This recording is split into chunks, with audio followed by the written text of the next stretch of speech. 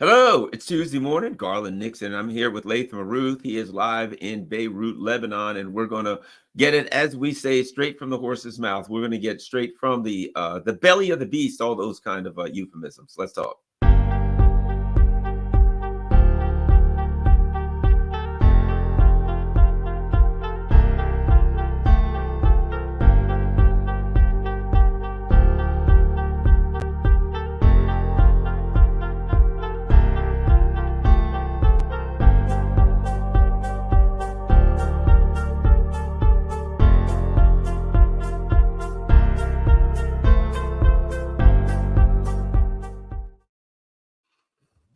Hello, Garland here, and we got Latham Aruth, and we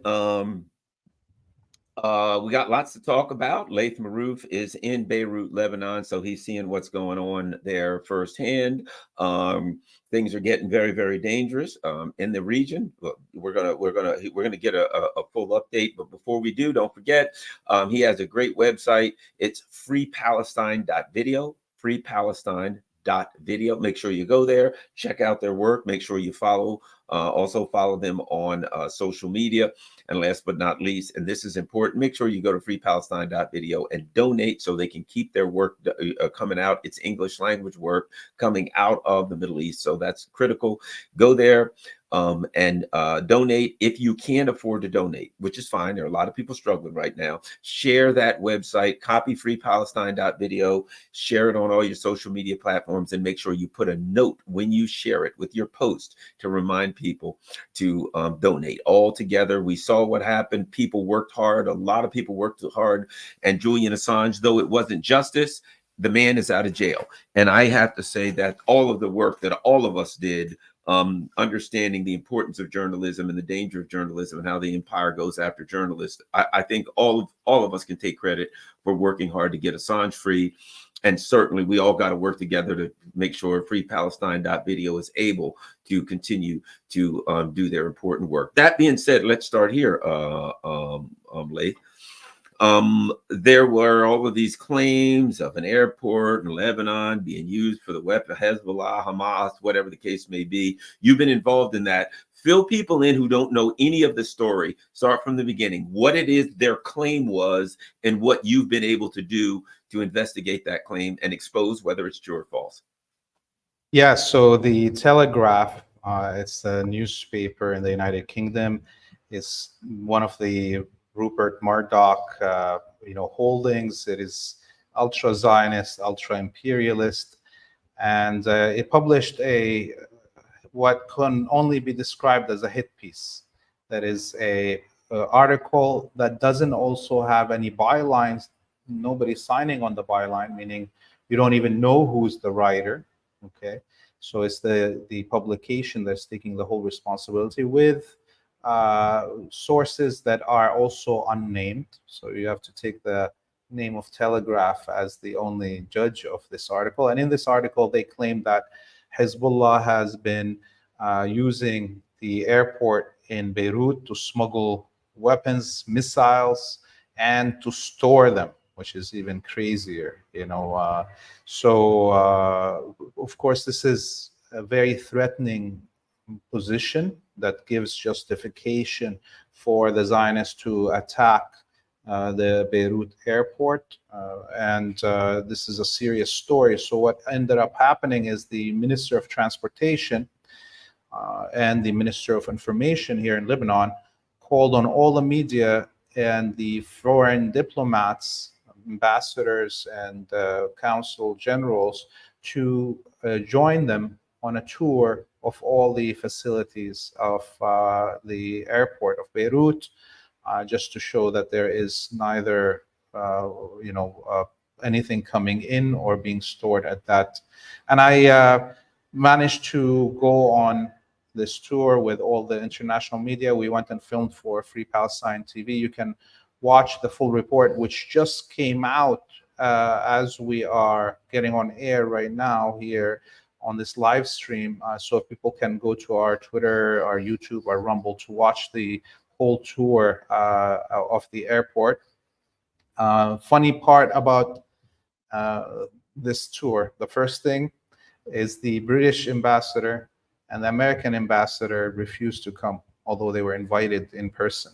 Okay, so here's the UK ambassador who's supposed to come and defend the honor of his publication, refusing to come. And the second part is that we had access to what hangars that are specifically designated for flights coming from Iran. Because of the extra Western scrutiny and sanctions and so forth, the airport authorities have made a separate hangar, and it's right beside the Lebanese military post, and it's basically clearly has extra surveillance on it and what have you, and it's right beside the United Nations hangar, and the UN forces in Lebanon have their own hangar, and their cars and everything are parked around that. So can you imagine the idea that Hezbollah would want to smuggle through these security measures? And in fact, Hezbollah smuggles weapons 24 hours, but through the land and through the sea, and doesn't need this stupid use of this international airport. And another thing that we notice is that there is multiple layers of security. There is the airport police force, and there's which are under control of a faction in the government that is not Hezbollah, that's anti-Hezbollah, and then you have the internal security forces which follow the dictates of the Hariri family. So this is like the Sunni party of the future. And then there's the military, and the military is through the sectarian constitution is led by a Christian that is representing forces that are not loyal to Hezbollah. So there's no way you can smuggle anything. And obviously the Americans deliver daily weapons to the Ben Gurion airport, and the Germans every day. They're so bringing weapons through what is supposed to be a civilian airport is a casual thing when it's done with the Zionists, but it's supposed to be even forbidden to the resistance, although they're not using it because they're not stupid like that. We got a tour of the main hangars. We got a tour of the whole perimeter of the airport, and where we were shown that there's cameras every 5 meters. There's a guard tower, cement guard tower, that is every 500 meters, and there's over 2,000 cameras in the airport. We got to see the kind of security center where they have all these cameras running and so on. So there's no way. And what was the headline, by the way, after this tour in the pro-imperialist media? The headline was journalists refuse full access to locations in the airport, which is a big lie, because I was there. You can see the video that I just released. It's like hours and hours of footage, but we condensed it and made speed up a lot of things for people to see. But we got access to every part of the airport. We saw nowhere to store missiles. We saw no possibility for anybody to smuggle anything through flights from Iran. It's amazing what the Telegraph published, and the ministers in their press conference said that they have now initiated the proceedings to sue the Telegraph. Lebanon has authorized its ambassador in London to right now start the proceedings for defamation and libel and security risk and losses for the airport traffic because of this nasty hit job produced by the Telegraph. Wow. Well, good work there. Keep up the good work. And people now know. Where's the best place to go to see the footage again? Yes, if you go to our Twitter account, our Rumble, and our YouTube, there it's all on that. All our socials are on the website. freepalestine.video is the website, and from there you can follow all the socials. Just click on that. All right. Now, the other big story, Israel having been thoroughly defeated in Gaza, only apparently being able to be successful in killing the same. It seems to me when I looked at the occupation, what could they do? They could go around the checkpoints and beat up on old women and children and, and people who were, physically, infirm. They were pretty good at beating them up. The same thing for their attack on Gaza. They can kill women and children, but they don't seem to fare very well against hardened fighters. So they've been in Gaza for a while. They haven't been faring well there. And now they're saying, well, we're going to turn down the volume in Gaza and we're going to go head on into Lebanon, which, that doesn't seem like the wisest move. What is the talk in the region? What are your thoughts on? I mean, if they go after Hezbollah, I think they lose Galilee. I think they, Oh yeah, they lose it. at least that. Yeah, that I mean now what we're hearing from the US is, well, if they do that, we're not going to join in and protect them. I don't know if anybody believes that, but part of it might be out of fear because the US may say, well, yeah, but if we place our ships in jeopardy, if we you've got the axis of resistance, so many of them saying, hey, if you come in and fight Lebanon, all of your bases are fair game. If you join it, then hey, you're in it or you're not in it. Your thoughts on Israel's threats, the potential for the expansion of this conflict. You reminded me there for a second of this hit electronics song in the early 2000s that somebody just did. I think it was one of the first ones that somebody does on computers like that, and it was like, all your bases belong to us. All your bases belong to us. This is basically literally what the resistance axis is saying to the Americans in the situation of a full-out war with Lebanon. All the bases of the United States in the region will be hit. It's not going to be only the Zionist colony that is going to be hit. It's going to be an all-out war without Iran's direct involvement until we see what the United States does after that. But we talked about this threat about the airport that the Telegraph published as part of this whole propaganda wave that the Israelis and the imperialists are producing to see how the population responds in their own countries before they commit the crime. And so people are getting conditioned. Okay, so we're getting closer and closer to a possible war with Lebanon, not because the Zionists have been able to achieve any victory in Gaza. In fact, yesterday, Hamas released a video of its fighters using a ATGM guided missile that is homemade to hit an Israeli tank, and the crews that came to help after, and the Zionists admitted it. There's, so as the closer the Zionist military tries to go into the inhabited areas or into Rafah, the bigger possibilities are for the ambushes, which are destroying much of their armaments. And clearly, the resistance is still firing missiles on a daily basis on the Gaza envelope colonies. And look, the situation in the West Bank has exploded in the last 72 hours. The way that the Zionists are invading the hearts of the cities like Tulkarem and Jenin and others. There's also been mass,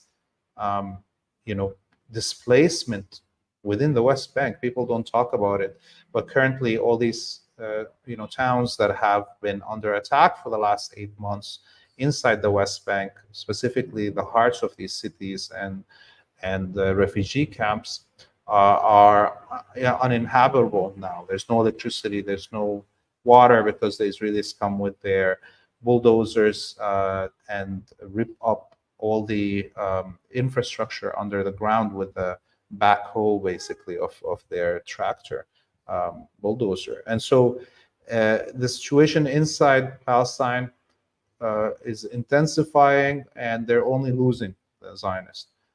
So there's only one way path forward for them, given that the internal cohesion of the Zionist colony is falling apart on all levels, and given that there's nobody really that can bring cohesion.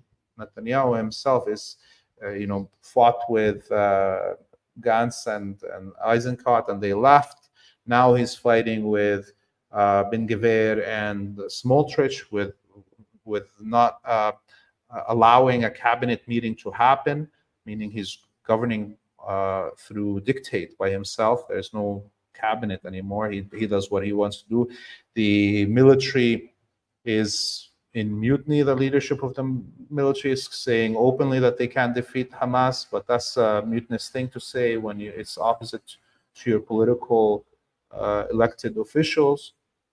So inside the military, there's the infighting between the different battalions, and the ones that are ultra-fascist and want to film themselves with women's underwear versus their officers are telling them not to do it. And so the only way that Israel can stay together at this moment is for the United States to come in to govern it directly and militarily.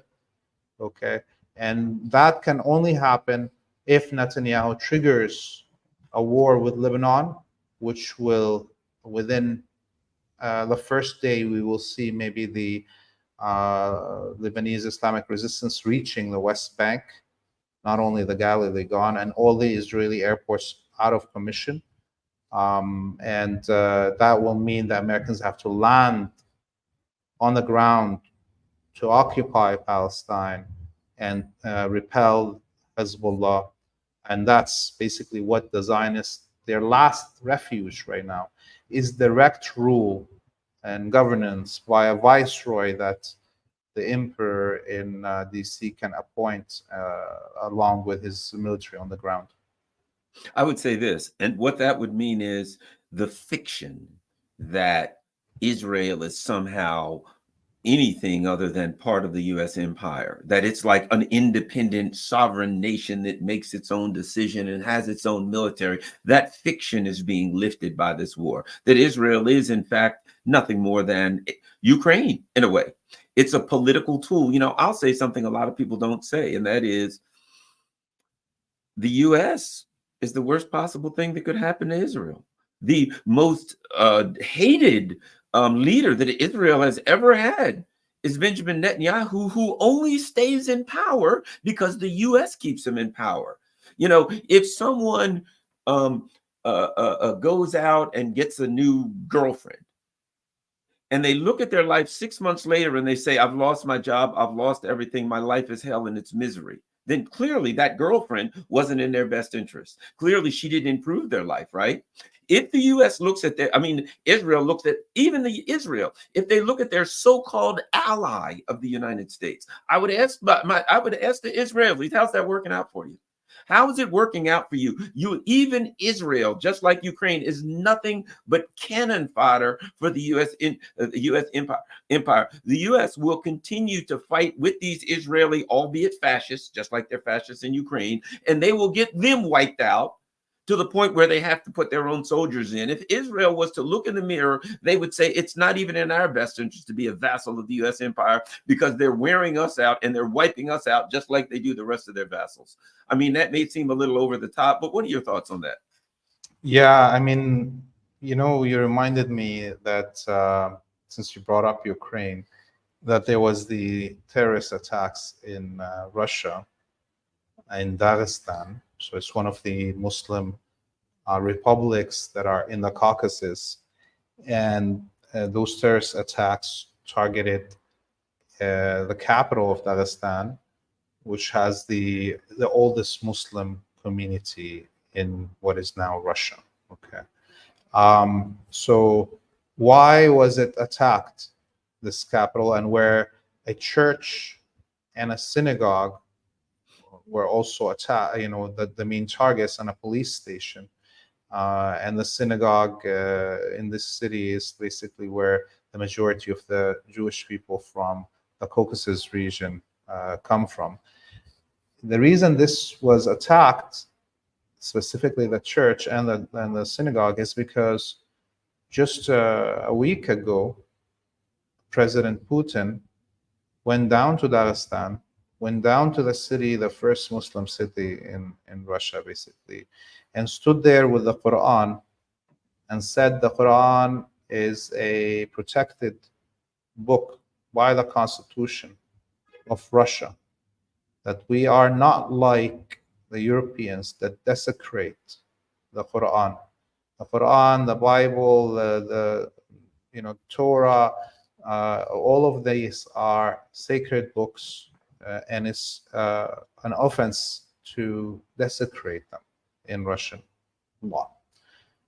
And here you have immediately the response coming from the Zionists and the imperialists activating their Wahhabi death squads and getting them to attack the same place in the name of Islam, a perverted version of Islam, in order to actually weaken Islam and its good relationships with its Orthodox Christian brothers and sisters in Russia. They target the city that Putin came to protect the Quran in, and talk about how these communities are a crucial part in the existence of Russia, its multi-ethnic identity, and so forth.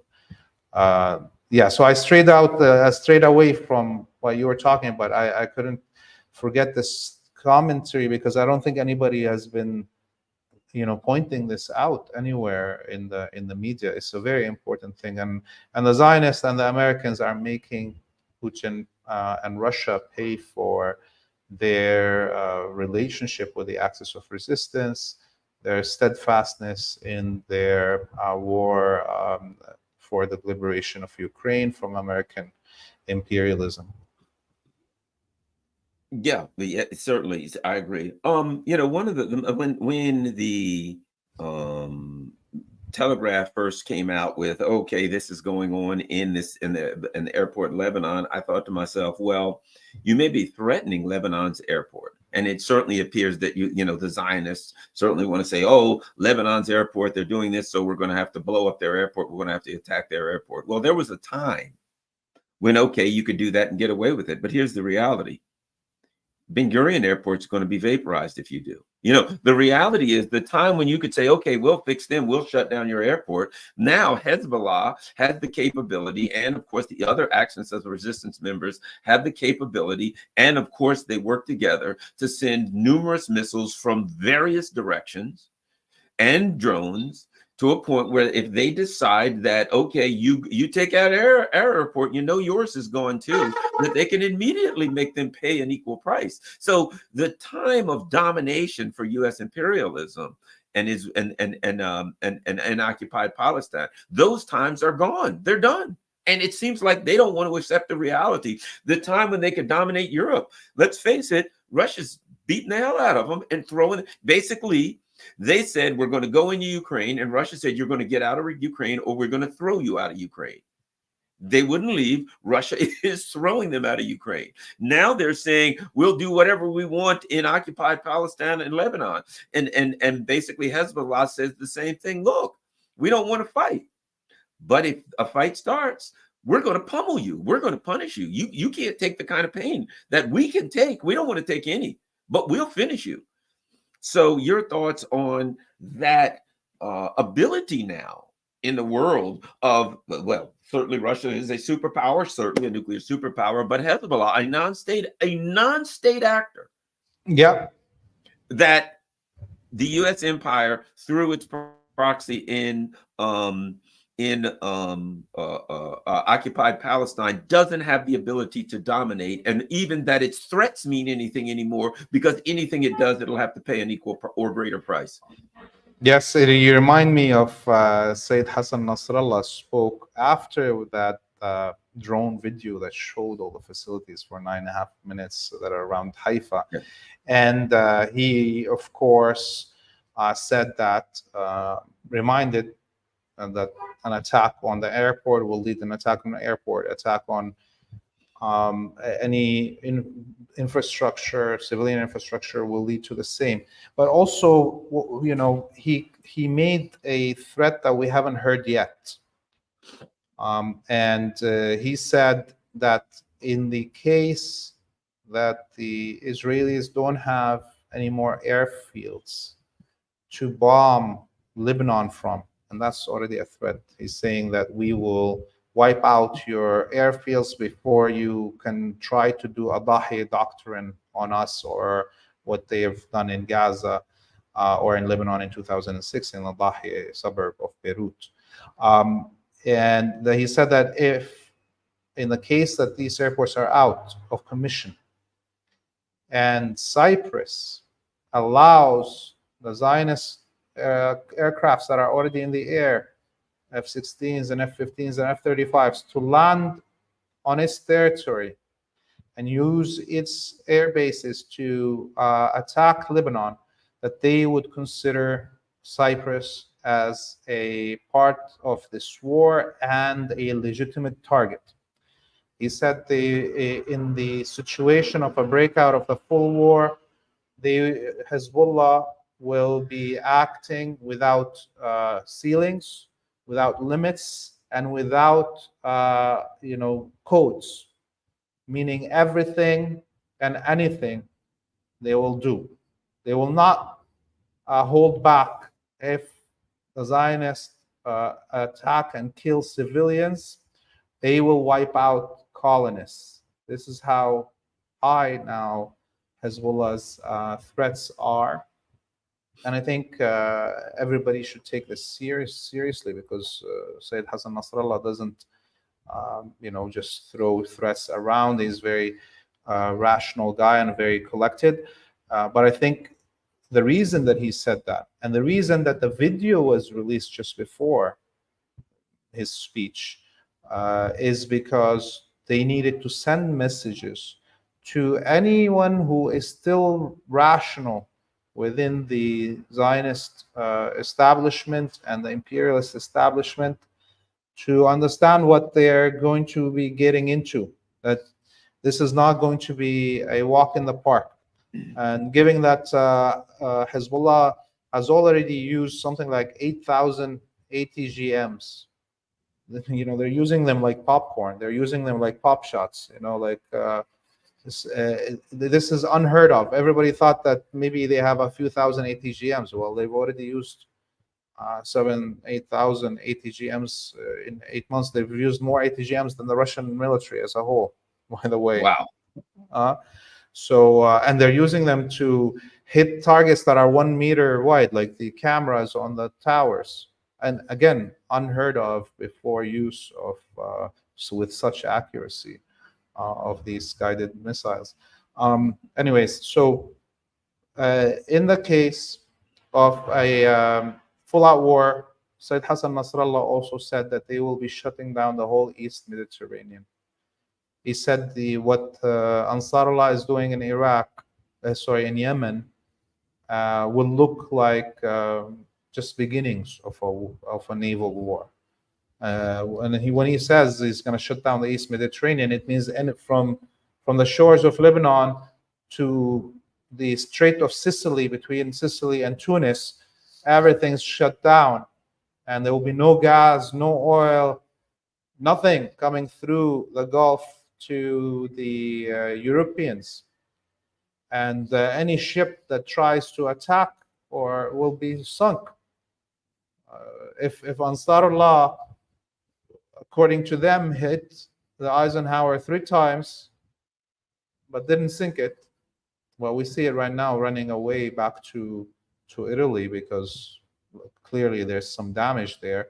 I'm sure that all the American fleet or Western fleets that will come to our shores will be sunk maybe far away even from our shores before they even reach here. Yeah, so and of course, what that means is this. What he's saying is this: not just militarily, I'll destroy your economy. I mean, that's what he's saying. I mean, let's face it. What's Europe's economy going to look like if the U.S. has some oil, here? in Canada, there's oil in this vicinity.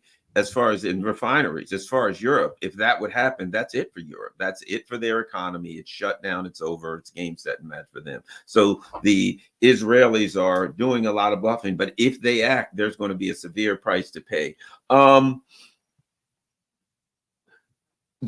Speaking of Yemen, they've been demonstrating the ability to use more and more varied types of military technology. Certainly, we know the Russians are angry, and the Russians are saying, you know, who knows, your adversaries could show up with all kinds of nasty weapons. They're not saying what they are, but it wouldn't shock me if some of the U.S. adversaries, they get those weapons, are in the Middle East. That being said, I understand that Yemen, I saw a sunken ship the other day, onto the ship that was on fire that was sunk. Apparently, they're still hitting some some container and some commercial vessels. But I understand also they've been using some drones, some boat drones, or some surface drones, some undersea drones. What do we know about that? Yeah, they released a video of a surface drone, as you call it. It's called Tufan 1. Tufan meaning the flood, and obviously it's a reference to the Aqsa flood operation that started this war. And so they showed the Tufan 1 displayed in various kinds of it, with the, different tweaks in a hangar, and then they showed it being tested around on a maneuverability, and finally hitting a target that they have just an old ship that they wanted to show the explosion on it. And the last part of this video was these two Tufan 1 surface drones that hit a huge merchant ship that is carrying tons of coal going to the Zionist colony. And you see the explosions in the front and in the middle of the ship. And then, of course, it all sank. And the Zionists are now freaking out because a majority of their electricity plants in the Zionist colony are coal-based. And so the shipments coming from the Red Sea are a big issue for them. And given that Colombia, one of their biggest suppliers, just cut its shipments, President of Colombia, declared it as part of the sanctions against the genocide that's happening. So now there's no more Colombian coal, and the Zionists are getting, some of their other suppliers are probably saying, well, my ships will be sunk if I send to you. So they're having a problem. So we may even see shortages of electricity in the Zionist colony before any war even starts with Lebanon. And of course, Ansarullah have been increasing their coordinated attacks that they are coordinating with the Iraqi resistance on a daily basis. They are hitting Eilat, the Golan, and Haifa through guided missiles and drones that are timed to reach the same time as volleys of missiles and guided drones are shot also from Iraq. This is like very complex coordination, and this is going to only prepare them for a situation of a full-out war. You could imagine being able to shoot thousands of those missiles and drones and time that, how much now more capable they are because they've been trying and testing these systems. And I would imagine, that's one of that's an Achilles. I've been reading a bit about Israel's issues with electricity. That's one of their Achilles heels. They don't have a lot of redundant systems. They don't have electricity coming from outside of occupied Palestine.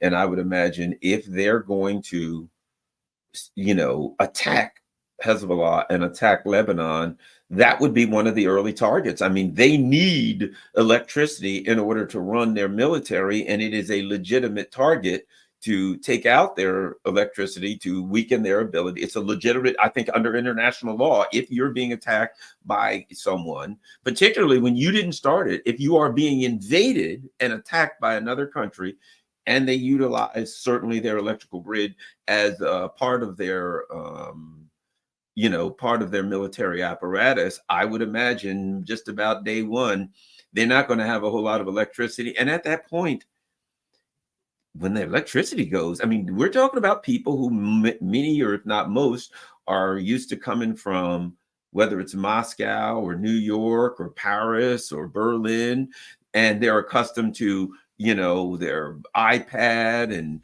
5G speeds and all of these other things. And their air conditioning, because also they're not used to the heat. Yeah. They need their air conditioning, And if they go to war on day one, all that stuff goes out the window. Yes. And clearly, Sayyid Nasrallah is saying that there is no limits and no rules.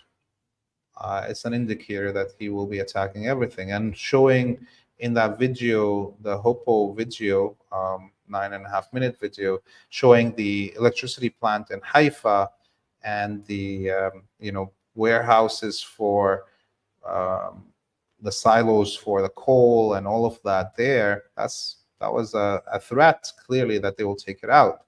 And our viewers should remember that in 2006, the Zionists destroyed 2 electrical plants in Lebanon, and one of the refineries, and spilled huge amounts of chemicals and petrol into the sea because of that. And this is why Lebanon doesn't have electricity. The government gives you around 6 hours of electricity. That's it during the day, and it's intermittent, and you have to pay for a local guy that runs a generator for supplies the buildings. It's all this black market situation. So, in the situation that Israel attacks, it's clear that they will be attacking the last power plant that exists in Lebanon. And Lebanon is going to attack all their power plants, make them feel the same. And the trick is in the first 72 hours, maybe first 24 hours is very critical, but the first 72 is when you can tell a war where it's going. And there's an Israeli retired general who said that within 72 hours, Israel will be uninhabitable once a war starts with Lebanon. So, and I would say it's even within the first 24 hours, not even the first 72 hours. It's clear that Hezbollah will not allow the Zionists to conduct a mass air raid campaign to target civilian populations. The first thing it will do is take out the Zionist airfields and their air defenses, and then it's even matched. At least there's no more superiority in air for the Zionists. And once that happens, it's a huge truck that passed. But once that happens, then you will see how Hezbollah, with the tens of thousands of missiles that it has a huge advantage.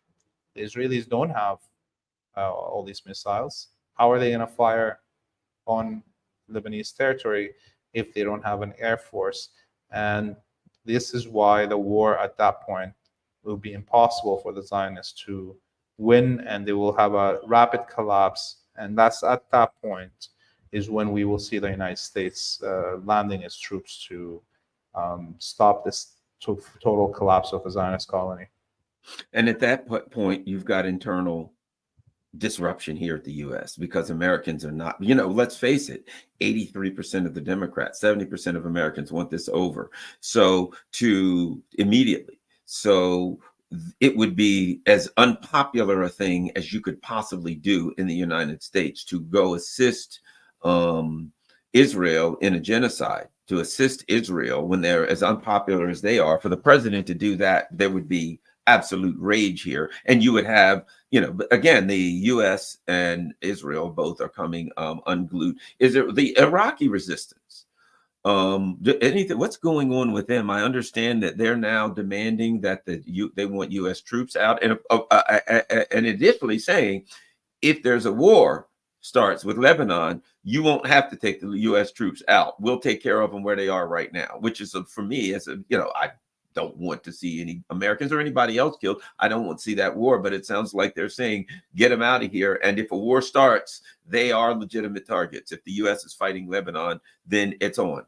Yeah, like earlier in the week, or maybe just Friday or something, the Americans attacked popular mobilization units, their positions around the border between Syria and Iraq, around the Bou Kamal city in Deir ez-Zor, and some of their officers and members were martyred. So that is now, it's been a while that the Iraqi resistance has made a detente and hasn't been attacking American positions, and has been concentrating only on the Zionist colony. So it's the United States that's triggered the confrontation, okay? Because it wanted to send a message on behalf of the Zionist colony that is reeling from attacks from Lebanon, from Iraq, from Yemen, nonstop, and that are exhausted its supplies of air defense missiles. And the United States is also itself reeling from the front in Ukraine and cannot produce fast enough any air defense missiles. So once the United States did that, now it triggered again. There was a statement published today by Al-Khazali, the head of one of the major parts of the PMU, and saying that, demanding from the government of Iraq, who had a mandate from both the armed forces and the parliament to negotiate a withdrawal of American troops. And what we have seen is there was never any movement on that. So it is saying that now, because there's no movement, the resistance is going to reactivate its attacks on American positions. And in the situation that, as you mentioned, there is a full-out war with Lebanon, not only the Iraqi resistance will be joining to support on the ground in Lebanon, but you should be expecting all the other parts of the axis of resistance other than Iran to be involved on the ground fighting. There'll be Yemenis, there'll be Pakistanis, there'll be Afghanis, and this is something that nobody talks about, by the way. The Taliban, at the beginning of the genocide in Gaza, called the Iranian government and called Hamas an Islamic Jihad and the Hezbollah here in Lebanon, and asked them, saying, we are ready to support you if you give us the permission to transport our fighters to the front of your choosing. So, and at that moment, Iranians, Hezbollah, Hamas, all of them said, look, it's good to know that you have our back, but we don't need you yet. But in a situation of a full-out war, clearly you will have the Taliban fighting on the grounds of Palestine. You will have the fighters from Pakistan. You'll have the fighters from Yemen, from Iraq, from Syria, all on the battlefield in Lebanon, in Palestine. So this is going to be a full-out war, and I don't think the American public understands where their leaders are taking them. This is going to be the biggest humiliation their military has seen, and if the United States enters this battle, they will see the biggest number of casualties within the American military forces since Vietnam. I do believe this, and you know, the U.S. Embassies in Africa were attacked in the past. There is a very large Muslim community all throughout Africa who strongly sympathizes with the Palestinians, and the Africans support the Palestinians. The global South supports the Palestinians. I do believe, and you tell me what you think, that in the event that this happened, the US bases in Africa, I don't know which ones, but I believe many of them would suffer attacks. US embassies in Africa, US interests in Africa, maybe even French interests and other interests of European, that this would be the opportunity for the Africans, shall we say, to get their payback for centuries of enslavement, etc., that the Africans would open a front against the colonial and imperial powers. What do you think about that? Yeah, clearly, so many countries will have to make a fast decision on where they fall. Once a regional war that encompasses all the way from Yemen to Iraq, without even bringing Iran into the battle, once you have this whole region up in flame, then what's going to happen in Egypt? Nobody knows. Once Hezbollah shuts down the whole Eastern Mediterranean, okay, what's going to happen in Algeria? Is Algeria going to just sit down and watch? What are the Italians going to do? Are they going to try to, because they will be cut off from the oil and gas that they're looting from Libya, the recolonized Libya. Okay, what are they going to do?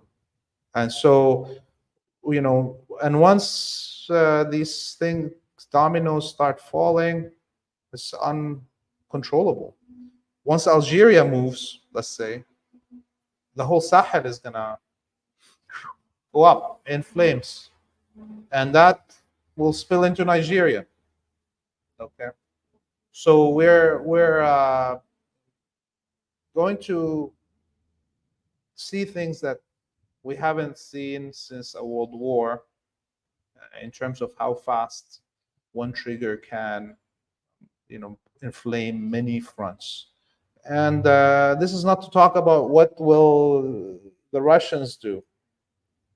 Well, they've already said, they've already threatened. And see, I think where the Russians sit is they have threatened to arm the adversaries of the U.S. The U.S. has been throwing arms and to Ukraine in every opportunity they can, albeit a lot of the arms have kind of don't work real well and are worthless and just get blown up. Let's face it, the Russian stuff works pretty good.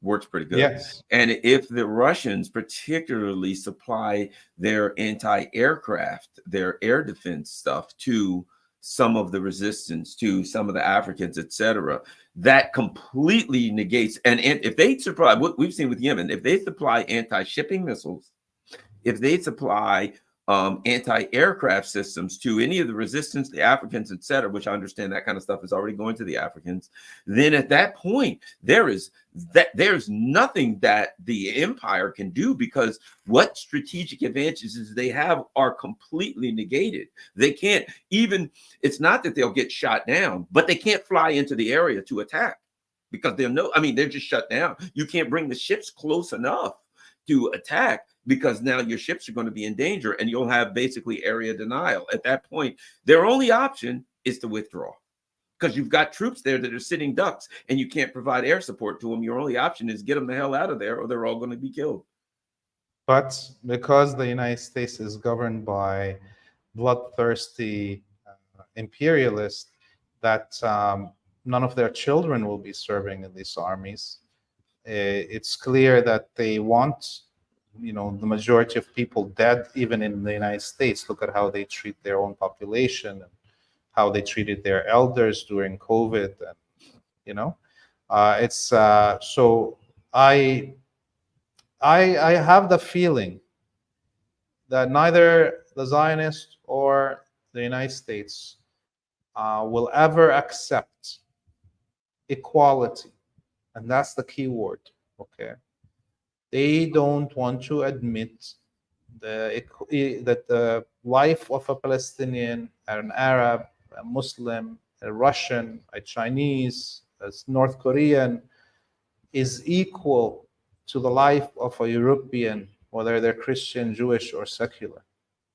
Okay, and this is what's guiding their strategic decisions, which is a lunacy.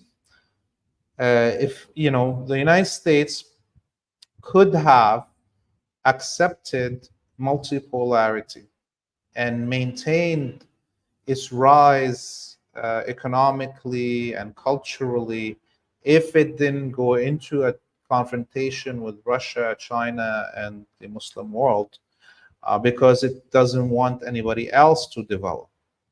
If it cut down on its wacko level military spendings, it could, within a few years, have an economy 2-3 times the size of China. I mean, it has the grounds for it. It has the landmass, it has the resources, it has the people, it has the expertise.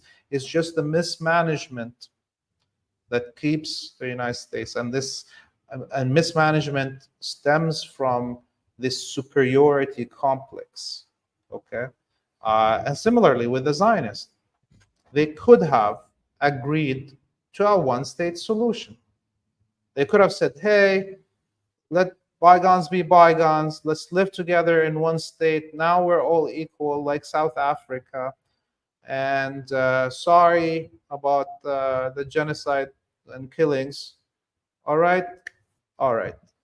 And then they would have lived with the Palestinians and all good, But no, they want to have a state of supremacy, and they want to put themselves thinking that they are a chosen people, a blasphemy for the one God, one Adam, one Eve believers. Anybody that knows that we are all come from one God and one mother and father, saying there's a chosen people is a blasphemous thing to say.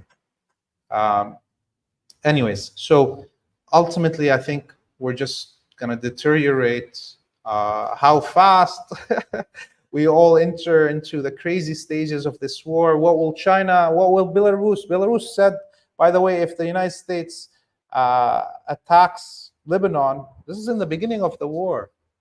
In October, when the United States and the West NATO alliance brought 82 somewhat ships, parked them in front of the shores of Lebanon, the biggest armada since World War II. That time, President Lukashenko of Belarus said that Belarusia's nuclear weapons will defend Hezbollah, will defend Iran. So Iran doesn't need a nuke. We have the nuke for you. Okay, what would North Korea do? Yeah, people should prepare themselves for the worst outcomes possible. Yeah, and looking at it right now, I mean, the issue is, as you said, rationally speaking, this is not hard to resolve, but we're not dealing with rational people. And what's interesting is this: what we're coming to now is the conclusion of centuries. We're living at a period where centuries of colonialism in Africa, in the global South, of European colonialism and imperialism, centuries of it, the doors being slammed shut. And here's what's interesting. Tell me what you think of this. The U.S. empire is worried. Oh, no, Russia's rising and Russia's going to be powerful in Eurasia, and we can't have anybody dominate Eurasia but us. Oh, no, China is rising and China's is powerful. And we are concerned about that because China's going to have more money and we won't be able to coercively control the international economic infrastructure. But in reality, I mean, and I got to put it this way, man, when they ran into the Muslim world, it doesn't have to do with money. It doesn't have to do with arms they have. They're going to get their butts kicked. Russia and China, sure, fine. You don't want to go to the Muslim world because there's something different there that fights. You know what I'm saying? That's where you go in there, and there is a determination, there is a unity, there's something there. Your thoughts on that? That's Yes, where an empire goes, and they're done. That's why they go into Afghanistan. They don't have money and great weapons and all, but empires go there and they don't come out. They go into the Muslim world to fight. You are asking for your due. yes, and this is geography, basically, setting this course of history. Obviously, there's something also existential in the manufactured white identity. You know, there is English people, Germanic people, French people, and but whiteness is as manufactured as blackness in the furnace of colonialism in North America, right? And in Africa, there's no such thing as somebody, you know, black. No, you're Zulu, you're Bantu, you're Hutu, you're, you know, it's not, you know, it's not. And so when you look at this manufactured white identity, the cornerstone of this is the belief that European, you know, European civilization is the inheritor of the Abrahamic theological heritage, like saying the Judeo-Christian civilization. What the hell is that? There's only a Judeo-Christian Muslim civilization, and that's the Arabic people and their ancestors. Everybody else is a convert Right. to those religions, right? But and so because European empires from the Crusader times, from even before that, from the Roman times and before that, wanted to always usurp the identities of our people here, our theological heritage, and to play imposter Arab or imposter Jew, imposter Christian, imposter Muslim, you know, do a pretendian, like how they do in the United States when what's her name, the senator lady claimed that she has indigenous background. So you know how Elizabeth Warren.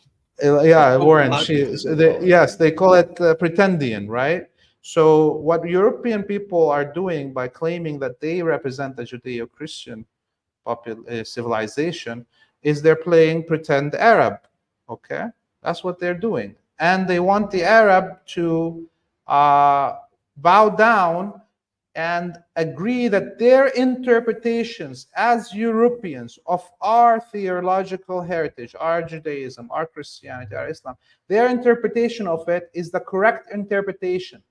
Not me as a descendant of those who founded these religions. Okay, so that is what makes the war of Palestine and the war that the West has against the Muslim people and in the core of the Arabic people different than its animosity with Russian civilization or its animosity with Chinese civilization, because they're not competing with the Chinese about what it is to be Christian. They're competing with the Arabic people, the original Christians, about what it is. And they want to erase the Arabs in all forms of existence in order to be unchallenged in this identity.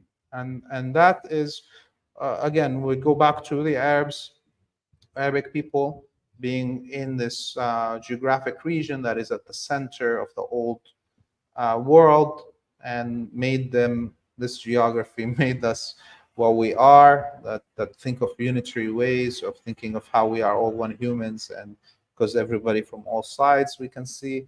And this is why the West also needs to maintain control of this region, even otherwise they don't have an identity. If they lose Palestine, there is no identity that they can keep in cohesion. This manufactured whiteness that was forced on the European nations, okay, that where they were separate, French, Italian, so on, and they want to make Right. this, okay? Without the control of the colony and control of the holy sites in Palestine, they cannot claim to be the Judeo-Christian civilization. Let me ask you this. I don't know if you can answer this question, but I'll throw it at you. What is it about the Muslim civilization that makes them such powerful fighters, that makes them so difficult for the West, for anyone to come in and to defeat, to fight? What it is about the Muslim culture, etc., that that when we what we're seeing with the Axis of Resistance, what we're seeing with the volunteers from all of the Taliban, everybody's saying, "Let me at them. I want to be part of this fight." What is it about the Muslim culture, civilization, and history that makes them such great fighters, such a great warriors when it's necessary to go to war? Yeah, well, there is so much in the heritage of the Arabic people and in the theological heritage of Islam that glorifies sacrifice for the better good, for justice. And, this is even pre-Islamic. You can see it in the Arabic culture and literature and so on, and the heroes and who they were, always the underdog. Even the stories, if you look at the Bible and all these theological heritage, that shows you always the prophet, the messenger coming to the people that are unbelievers, and the suffering that the prophet lives eventually to convince the population to see the light. So, and now when we look at specifically, for instance, the Shia, or even if you're not Shia, the story of Ali and Hassan and Hussein, Hussein being the grandchild of Muhammad, being after the death of Ali, the last wise Khalif, they call him the first four Khalifs in Islam after Muhammad. Muawiyah, one of the children of the main families in Mecca, the financial elite that only came into Islam after Muhammad, liberated Mecca in their war. So basically, just changed their religion. He did a coup, and that's why we have the Umayyad Empire. So the end of consensus rule in Islam, or democratic rule in Islam, and the coming of the Umayyad Empire. Hussein rose up with just a few hundred fighters and faced the whole Umayyad imperial army, tens of thousands, and refused to surrender, and was martyred. And Muawiyah put his body under the hordes of horses that they had, and made the horses go back and forth on him until there's nothing left of him. This is the stories, and this is why Karbala in Iraq, where a lot of Shia people go pilgrimage, is where he was killed. And they would, the best thing that you can bring as a gift to somebody is a piece of earth from Karbala, because it drank the blood of Hussein. And Muawiyah took all the family of Muhammad, the descendants of Muhammad with Hussein, and stripped all the women and marched them from Iraq to Syria to south, what is Turkey now, down to Lebanon, back to Damascus in a big U-turn, naked, the house of Muhammad. Okay, and there's a big speech of the granddaughter of Prophet Muhammad when she comes to the throne of Muawiyah. Anyways, the point is, these stories of people going into a battle knowing that they're losing, okay, but for history and for their people to have on record that they didn't allow injustice to happen in front of them, even if it means their death and loss.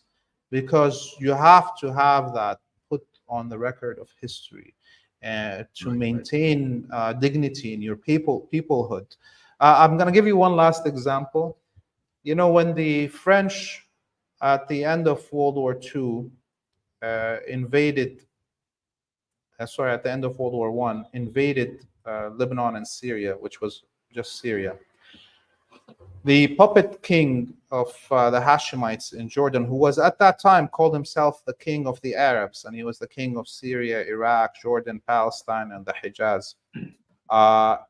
He, under the orders of the British, disbanded the Arab army, that army that Lawrence of Arabia in the movie rides with. Okay, yeah. He disbands it as the French are invading, and the elite in Damascus city the whole city found itself with no protection. So all the noble families of Damascus, all the tradesmen, all the different guilds send all their best men and their best horses with their pre-World War I rifles. And they did a speech saying, we are now going to face the French army coming with aircrafts, with cannons, with machine guns, and we're going to face them in the grounds outside Damascus in the area called Maysalun. This is the Maysalun battle. Knowing that we'll all die within hours. They told the people, there was a huge speech, just so it will be recorded in history that Damascus didn't allow itself to be occupied by the French without a fight. And we are not like that goon, that vessel, the Jordanian king that pulled out and disbanded the Arab army. So these, when you know these stories as an Arab, you cannot but carry on this honorable tradition of fighting at all odds, just for the hell of history and our people never to lose their dignity. Well, that certainly makes sense. I certainly appreciate those stories because you understand, I understand, because it's what I asked. I asked about the culture. Culture is a pride in your community, pride in your religion, pride in your people. And I understand now why they're there to fight. They fight because that's who they are and they're not going down. So the colonial powers would be wise to watch this video. They would be wise to take heed. But then again, if they were wise, they wouldn't be doing the things that they're doing. So Laith Marouf, let's not forget, everybody, his website, freepalestine.video, freepalestine.video. You go there, and from there, you can access all of their stuff on their social media platforms. And they've got great videos, all kinds of great work. And here's what's critical. Here is what is important. Make sure that when you go to freepalestine.video, that you can donate and you can become a regular donator, a monthly supporter, etc. If you can afford it, if you can afford it, do that. If you can't, that's okay too. But either way, put freepalestine.video on all of your social media platforms. Post it everywhere and post a little note for everyone, reminding them, just like we are, that when they go there, it is important that they donate to help keep that website going. Laith Marouf, thanks a lot for taking another hour out of your week to educate us. Have a great day, everybody. We'll be back soon. Peace. We're out.